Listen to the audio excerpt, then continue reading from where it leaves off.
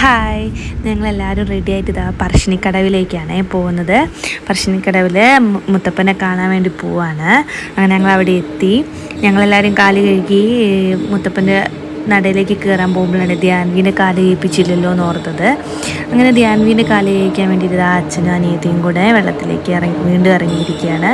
അങ്ങനെ ധ്യാൻവീൻ്റെ പാവാടയൊക്കെ പൊന്തിച്ച് കൊടുത്ത് അവളെ കാലൊക്കെ കഴുകി അച്ഛനും അനിയത്തിയും കൂടെ അവളെയായിട്ട് മുകളിലേക്ക് വന്നു. അതിനുശേഷം ഞങ്ങൾ വെള്ളാട്ട് കാണാൻ വേണ്ടി അതിൻ്റെ ഉള്ളിലേക്ക് കയറി. വെള്ളാട്ടൊക്കെ നല്ല തിരക്കില്ലാണ്ട് ഞങ്ങൾ സുഖമായിട്ട് കണ്ടു. അതിനുശേഷം ഇതാ മുത്തപ്പൻ്റെ പ്രസാദം കഴിക്കാൻ വേണ്ടിയിട്ട് ഊട്ടുപുര കയറി പ്രസാദമൊക്കെ കഴിക്കുകയുണ്ടായി. പിന്നെ ഞങ്ങൾ ആയിക്കൂടിയൊക്കെ കുറച്ച് ചുറ്റി കടന്ന് നടക്കുകയൊക്കെ ചെയ്തു. പിന്നെ കുറച്ച് ഫോട്ടോസൊക്കെ എടുത്തു. അതിനുശേഷം ഞങ്ങൾ പുറത്ത് പോയിട്ട് ഭക്ഷണമൊക്കെ കഴിക്കുകയുണ്ടായി. പിന്നീട് അവിടെ നിന്ന് മടങ്ങി. അപ്പോൾ ഓക്കെ, എത്രയേ ഉള്ളൂ. Okay, bye bye.